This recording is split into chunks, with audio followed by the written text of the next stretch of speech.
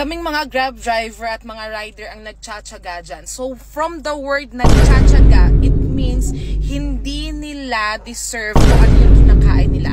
100 pesos man yan, para sa mga Grab driver man yan, karapatan nilang kumain ng masarap na, alam mo yun, yung quality nito, yung quantity nito, sapat lang para dun sa binayad. Yes, sasabihin ninyo, very budget friendly siya, 100 pesos siya. Ang dami sa karinderya na budget friendly lang pero may lasa. Bakit? Kung napanood nyo ang part 1, part 2 ng vlog ni Ate Girl, sa honest review niya sa Diwata Paris Overload sa Parisan ni Diwata, na nagsasabi siya na wala daw lasa ang lahat ng pagkain ni Diwata. Nang tinitinda ni Diwata, wala daw lasa. So, isa na daw na ang Seeking Joy at ang in-order nila na kaldereta. So, wala daw kalasa-lasa ayon sa sinasabi niya sa kanyang honest review. So, isa sa mga dahilan pa ay ang mga hindi magandang attitude ng mga staff ni Diwata. So, lahat ng yan ay nakarating na kay Diwata at napanood niya ang vlog ni Ate at siya mismo ang nagtanong sa mga customer na kumakain sa kanya kung totoo nga ba ang sinasabi ng vlog ni Ate na wala daw lasa ang mga pagkain na tinitinda ni Diwata. So ito, panoorin natin ang sagot ng mga customer sa tanong ni Diwata. Hello guys, ayan, nandito ako sa pwesto ko. Actually kararating ko lang. May nakita kasi akong may nakita akong babae na talak ng talak, kukak ng kukak sa social media. Actually nung kumain siya dito, wala ako. Tapos ang sinasabi niya, wala daw lasa yung pagkain. Ito matagal ko na itong sinasabi na hindi ko naman sinasabi na masarap yung pagkain ko.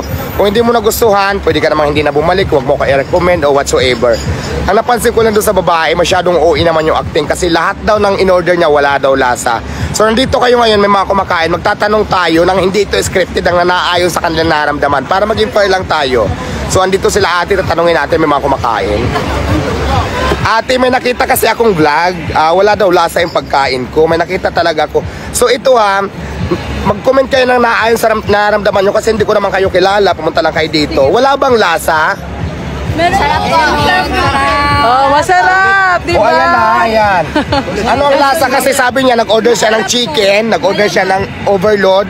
Wala daw lasa, si ate may chicken. Ano masasabi mo? Malaman po, crispy po, tapos masarap po. Oh, masarap sabi ni ito. Di puro malaman po. Tapos may lasa naman. Opo, super. Oh, ayan. Kayo kuya. Ba, siyempre, super, sulit. Oh, ayan, overload kila ate. Ito, Ate, ano sarap. sabi mo? Sobrang sarap. Kaya walang katotohanan sinasabi nila. Di ba? Affordable pa siya for 100 only. Oh, ayan na. Hindi to scripted. So, ate sila ang nagsabi. Isa versus ilang itong natanong ko pa lang na magkakasama. So, 5. 1 versus 5. So, hindi ako maniniwala sa doon pa rin ako sa nakakarami. So, yun lang ate O hindi ka man nasarapan, aywan ko, hindi ko alam kung talagang honest review ba yung ginawa mo or whatsoever. Dito kuya, kumusta naman? Anong masasabi mo? Kasi may nag-vlog na wala daw lasa. Anong masasabi mo? Ayos lang po. Okay naman po. Ayan, ayan may lasa, ibig sabihin. So yun lang. Ate nag-interview ako kasi napanood ko yung talaka ng talak. Actually hindi naman din kita kilala. Kung hindi ka nasarapan lahat, sinabi mo walang lasa. So ngayon ito, nagtanong ako, kararating ko na dito sa tindahan ko.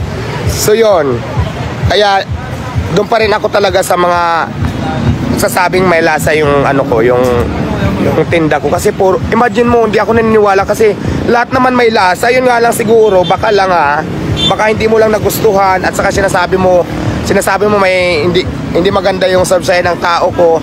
Dapat pagka ganyan may problema ka, diretso mo sa akin hindi yung kukuka ka sa social media kasi hindi maganda tingnan para sa akin yun bilang isang may-ari.